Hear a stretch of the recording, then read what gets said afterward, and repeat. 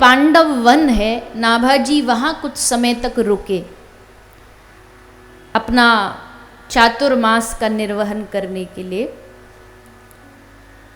तो जब वो वहाँ रुके तो उनका नियम था, वो नित्य भागवत जी का पाठ करते थे और आसपास के सब आते, कथा सुनते, उनके परिकर सुनते। और वो अपने व्यासपीठ के सामने एक बड़े सुंदर प्यारे से गोपाल जी का स्वरूप रखते थे, क्योंकि उनका मानना था कि कथा, असल में जो कथा के श्रोता हैं वो हमारे ठाकुर जी हैं, बाकी सब तो पीछे हैं। पहले नंबर पर इस कथा को सुनने वाले श्रोता हमारे ठाकुर जी हैं, ये भाव से सुनाया करते थे। तो एक दिन बीच में कुछ चोर आए। चोरों ने देखा कि गोपाल जी ने सोना, चांदी, चांदी की बांसुरी ये सब धारण किया हुआ है, तो उनकी नज़र अटक गई। तो वो ठाकुर जी को लेकर के चुरा के चले गए। अब तो महाराज, अब देखो, अब किसी साधारण जन की बात करें तो उनके लिए तो एक मूर्ति भर है, चली गई, दूसरी खरीद लाएंगे, कौन सी बड़ी बात है। पर जिनके प्राण अपने ठाकुर जी में बसते हो ना, उनके लिए तो फिर दुनिया की चाहे सबरी मूर्ति आ जाए, पर जो हमारे ठाकुर जी में प्रेम है वो दूसरी में थोड़ी हो जाएगा। अब तो नाभाजी महाराज एकदम मानो किसी ने प्राण खींच लिए उनके। सबने कहा बाबा जी कोई बात नहीं, दूसरी ला देंगे। बाबा ने कहा अरे दूसरी से थोड़ी लेना है, अब जब तक हमारे ठाकुर जी वापस नहीं आएंगे हम भी प्रतिज्ञा करते हम कथा नहीं सुनाएंगे। अगर हमारी कथा या हमारी भक्ति में बल है तो ठाकुर जी को वापस आना पड़ेगा। और कथा ऐसी आती है कि सचमुच कुछ महीना बाद चोरों के हृदय में क्या कुछ हुआ, भगवान ने सपना दिया, जो भी हुआ, तो उनका मन बदला और वो गोपाल जी को लाके नाभाजी को दे दिया। बड़े खुश हुए नाभाजी कि चलो अब मजा, अब आनंद से कथा करेंगे। अब ये इसके बीच में 2-3 महीना बीत गया था।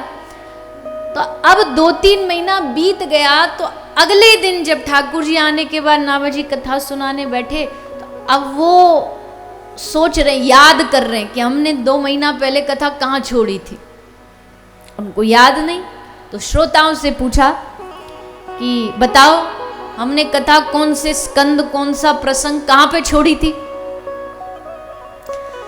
अब हम श्रोताओं को कल की याद नहीं रहती, तुम 2 महीने पहले की पूछ रहे हो, तो ये तो हमारे साथ नाइंसाफी है ना। बड़ी विचित्र बात। एक रात पहले क्या हमने अच्छी बात सुनी, सत्संग सुना, वो नहीं याद रहता।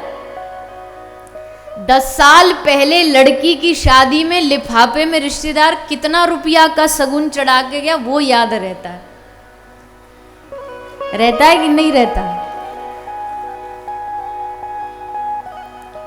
एक हमारे कोई रिश्तेदार थे, उनकी बेटी की शादी थी, तो उन्होंने एक स्पेशली आदमी लगा रखा था डायरी में, और ज़्यादातर लिखते ही हैं, जहाँ तक मैंने देखा है लड़कियों की शादी में जो कन्यादान आता है वो लिखते हैं। तो मुझे कुछ इतनी सूचना थी नहीं, तो मैंने उनसे पूछा कि इसको लिखने का कारण क्या है। तो बोले लिखने का कारण ये है कि जो जितना दे के गया उनकी शादी में फिर हमको भी उतना ही देना है, इसलिए लिखते हैं कि इतना रुपया वहाँ से आया, इतना हम देंगे। तो वो हमें याद रहता है। बरसों पहले इसने हमको एक गाली दी थी, वो याद रहती है। भगवान की बातें कहाँ याद रहती, अच्छी बातें कहाँ याद रहती। तो महाराज जी बोले बताओ 2 महीना पहले हमने कहाँ कथा छोड़ी। बोले अरे राम राम महाराज जी क्या पूछ रहे हैं आप, हमको नहीं पता। महाराज जी बोले अब जब तक हमको ये नहीं पता चलेगा कि हमने प्रसंग कहाँ छोड़ा था तो हम शुरू कैसे करें। अब पहले पता लगे कि कथा कहाँ विश्राम करी थी, तब हम शुरू करेंगे। अब वहीं जो गोपाल जी बैठे थे ना, उन्होंने सोचा ये तो सबरे ऐसे ही बैठे, इनको तो कुछ नहीं पता, ये बताएंगे नहीं और ये कथा करेंगे नहीं, और हम तो इतनी दूर से दोबारा आए इनकी कथा सुनने के लिए। चलो, तो लड्डू गोपाल जी की जो मूर्ति है वो बोल पड़ी कि फलाने स्कंद के इस अध्याय के इस श्लोक पर आप कथा कर रहे थे। तब नाभाजी ने कहा हाँ अब ठीक है, अब हम यहाँ से आगे कथा सुने। तो मतलब ये है कि कथा के प्रथम श्रेणी के श्रोता ठाकुर श्री राधे गोविंद होते हैं। कथा सुनने वाले भी वही होते हैं, तो कथा सुनाने वाले भी वही होते हैं। सुनाने वाला भी कोई ये ना सोचे कि जी हम बड़े भारी विद्वान हैं, हम बड़े भारी ज्ञाता हैं जो हम सुना रहे। उसका आदेश होता है तो वक्ता टेप रिकॉर्डर चालू हो जाता है, उसका आदेश होता है बंद हो जा तो बंद हो जाता है। एक वक्ता का काम एक पोस्टमैन जैसा है, पत्र देने वाले का काम क्या है? बस एड्रेस तक पहुंचाना। उसमें उसकी अपना कुछ भी एडिशनल कोई चीज नहीं करी उसने, जो सूचना थी वो पहुंचा दी, बस यही काम एक प्रवक्ता का होता है। व्यास जी ने जो कही, सुखदेव जी ने जो गाई, बाबा तुलसी ने जो गाया, वो आगे तक पहुंचा दिया एक पोस्टमैन बन करके। तो कहने वाले भी ठाकुर जी हैं, सुनने वाले भी ठाकुर जी हैं। और फिर उनके बाद, भगवान के बाद फिर एक सच्चे श्रोता की श्रेणी आती है। श्रोता जो कथा सुनने वालों के बहुत उद्देश्य होते हैं अलग अलग। कोई कथा किस लिए सुनने आता है, कोई कथा किस लिए सुनने आ जाता है, कोई इच्छा पूर्ति के लिए आता है, कोई मनोकामना पूर्ति के लिए आता है, कोई बस इसीलिए आता है थोड़ा नाच लेंगे, बोल भी देते हैं। आपको क्या ऐसा आसान लगता वक्ता बनना? हजार श्रोता, हजारों की हजार तरीके की मांग होती है। एक कहता भजन कम सुनाओ, दूसरा कहेगा नहीं जी कथा तो हम सुनते ही रहते, भजन ही भजन सुनाओ। कोई गंभीर रस को पसंद करता, कोई हास्य रस को पसंद करता है। इसलिए वक्ता को थोड़ा मसाला सब परोसना पड़ता है। और वो इसीलिए, वो किसी के चापलूसी के लिए नहीं कहते हम लोग कि भैया तुम भी राजी हो जा, मत हो। और आज तक कौन किसको राजी कर पाया है? पर इसीलिए कि जो भाव यहां लेकर के आया उसका हर भाव पूरा हो। तो कथा के सच्चे वक्ता, कथा के सच्चे श्रोता की श्रेणी में भागवत जी के अनुसार आते हैं श्री सुखदेव गोस्वामी और राजा परीक्षित। कल थोड़ा समय का अभाव के कारण जल्दी में हमने उस प्रसंग को आगे बढ़ा दिया, बड़े संक्षेप में सुना। पर कृष्ण, द्वारिकाधीश कृष्ण इस धरती पर अपनी लीला को विराम करके अपने धाम, निज धाम चले जाते हैं, गोलोक धाम चले जाते हैं। और जिस दिन कृष्ण का जाना हुआ, कलयुग उसी दिन से शुरू हो गया, कलयुग का जन्म हुआ। द्वारिकाधीश के इस धरती को छोड़ते ही द्वापर विश्राम, कलयुग आरंभ, कलयुग की शुरुआत हुई।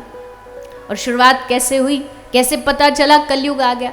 देखो, कलयुग कोई चीज नहीं है, कलयुग कोई वस्तु नहीं है, कलयुग है हमारी सोच। कैसे कलयुग आया? बोले सोच बदल गई। जहां लोगों को झूठ बोलने में डर लगता था, अब कलयुग चालू होती, अब लोगों को सच बोलने में डर लगता है। संत महात्मा कहते सच्चाई से जीवन जियो, तो उनको कहते हैं लोग अरे आपको क्या पता, धंधे में, बिजनेस में थोड़ा तो झूठ बोलना ही पड़ता है, झूठ के बगैर थोड़ी काम चल जाएगा। तो अब कहाँ आया कलयुग? कलयुग कहीं शरीर हाथ पांव में नहीं आता, कलयुग कहीं बाहर भी नहीं आता, कलयुग आता आदमी की सोच में, कि उसकी सोच बदल जाती है, उसके विचार बदल जाते हैं। जहां जो काम करने में पुण्य समझता था, अब उस पाप को करने में भी उसको डर नहीं लगती, ऐसी विचारधारा मन में आ जाती है।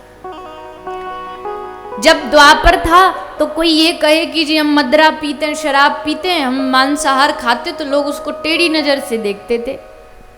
कलयुग शुरू हो गया तो कलयुग ने क्या चोला पहना, बोले अब जो नहीं खाता उसको टेढ़ी नजर से देखने लग गए। अच्छे जिसको तथाकथित पैसा वाले बोलते हैं, तथाकथित धनवान, हाई सोसाइटी बोलते हैं, उसमें आप जरा बोल दो कि जी हम तो ये पीते वीते हम नहीं है, तो लोग उसको बड़ी हीन दृष्टि से देखेंगे। अरे तू नशा नहीं करता, अरे तू बीड़ी सिगरेट नहीं पीता, तू शराब नहीं पीता, अरे लो जी लो, हद हो गई, मांस नहीं खाते तुम। और फिर उस पे बड़े बड़े बहाने भी तैयार कर लेते हैं, बड़े बड़े बहाने लोगों के पास तैयार हो जाते हैं। मांस नहीं खाएंगे, मुर्गा मच्छी नहीं खाएंगे तो ये सबरे मुर्गा रोड पे आ जाएंगे। बड़ा विचित्र विचित्र तो बहाना देते हैं। भक्ति की पहली शुरुआत होती है खाने से, खान पान से, आहार से। आहार में अगर कोई गड़बड़ हुई तो व्यवहार में भी गड़बड़ हो जाएगी। इसलिए आहार को शुद्ध करो। खासकर आपके जैसे बड़े शहरों वाले लोग, बम्बई, दिल्ली, कलकत्ता, ये लोग समझते ना हम बड़े पढ़े लिखे एडवांस्ड लोग हैं, पर एडवांसमेंट के नाम पर हम इतनी अभद्रता मचा रहे हैं जिसकी कोई सीमा नहीं। अभी हम कल ही आ रहे थे कथा में, यही रोड था। अब हो सकता वो मैया यहीं आ रही हो कथा सुनने, वो तो भगवान ही जाने, पर मुझे लगता नहीं यहाँ आती तो ऐसा करती। पर ऐसी यही चौराहे पर लड़की खड़ी है और आराम से वो धुआं उड़ा रही है।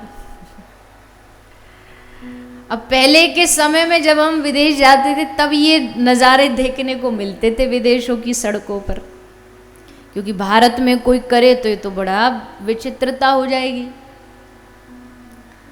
पर फिर क्या नया वो झंडा उठा लिया लड़कियों ने, हम किसी पुरुष से कम नहीं है, हम सब कुछ कर सकती हैं। बिल्कुल सब कुछ कर सकती है, मैं तो हमेशा ये बात कहती हूँ, लेकिन गलत काम करने में क्यों आपको रुचि आती है? अच्छे काम में कदम से कदम मिला के खूब आगे बढ़ो, पर ये नशा, ये बढ़ती हुई खान पान की गंदगी क्या पालेंगे इससे? इसलिए आहार को शुद्ध करो। धर्म की पहली सीढ़ी है आहार शुद्धि। आहार में शुद्धता लाइए, गंदगी से बचिए, बच्चों को बचाइए। बच्चों का भविष्य कहाँ जा रहा है, कैसे अंधकार में जाते जा रहे हैं, उनको पता ही नहीं। किसी की जान लेने से तुम्हारे जीवन में कितना बड़ा पाप कमा रहे हो, किसी ने कभी समझाया ही नहीं, कभी बताया ही नहीं। तो ये है कलयुग। विचारों में कलयुग आ गया तो अब बुरा काम अच्छे बन गए और अच्छे काम बुरे बन गए। चंदन लगा लो तो तुमको टेढ़ा टेढ़ा देखेंगे। बाजार में चंदन लगा के जाओ तो ऐसे लगता कोई विचित्र कार्टून जा रहा हो। धोती कुर्ता पहन के चले जाओ तो सबरी मार्केट अपना वो खरीदना छोड़ के तुम्ही को देखेगी, जैसे कोई दूसरे ग्रह से पधारे हो। मतलब अच्छाई विचित्रता बन गई, और जो बुरा काम कर रहे हैं वो महान बन गए। यही कलयुग की निशानी है।